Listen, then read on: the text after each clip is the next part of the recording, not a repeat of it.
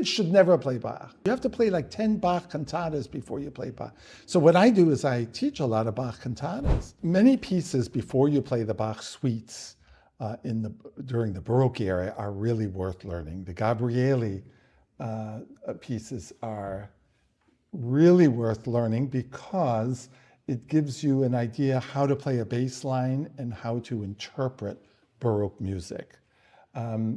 So as you see on the bottom, this is the first Ricercar, and I would interpret it by knowing how every note relates to the next note or how every grouping of notes relates. So you have appoggiaturas, you have neighbor notes, you have cadences, you have all these ideas that one has to understand while they're playing. So every note has to be interpreted in its own way. So for instance, the first two notes, it doesn't start on a downbeat, so you wouldn't put stress on the downbeat. It would be two pickups. Okay, so you're in B flat, and so that you would have here downbeat. So I would not play them equal. The first two notes are light. It's a half cadence. And then you begin a big interval to have a minor six, and then groupings of three notes, and then cadence. So you want to go through very carefully how one note relates to the next. And I put lines in my music. So this here, when you have, it's an upward rising, then it falls and it rises again. And then it falls for the cadence, 5-1. And then it begins anew. You have two notes next to each other, so it's sustained through the two notes. And then a separation, octave leap, and then a downward moving phrase. So you have 4 notes together, and then you have a skip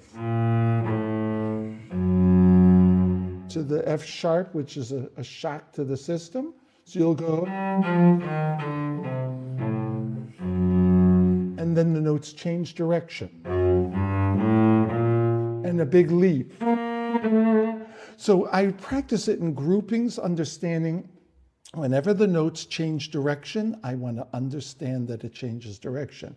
When a note skips neighbor notes, like the next phrase, I would never do a string crossing.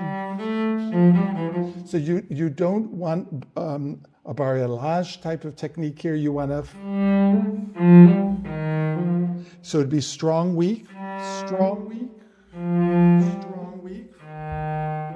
And then I would have each note consecutively less. So I would interpret. So that's how carefully I would look at it. Now, when you play Bach, it's the same thing. If you have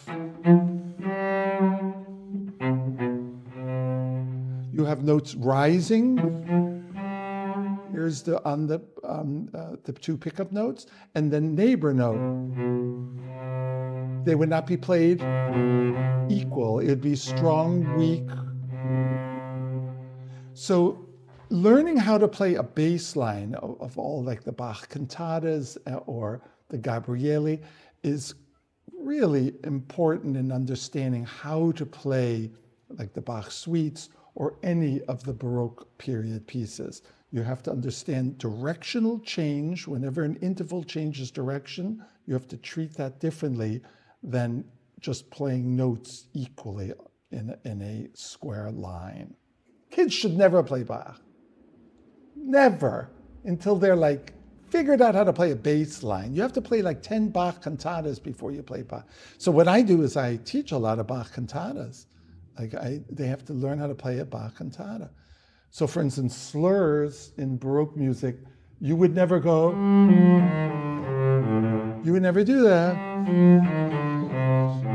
You would always stress weak.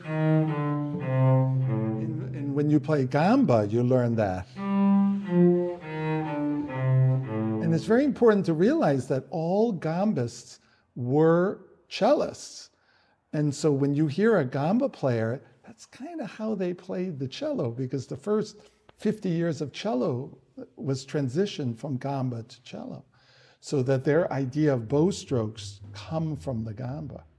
So in order to really understand bow strokes, you do have to know how to play the Gamba.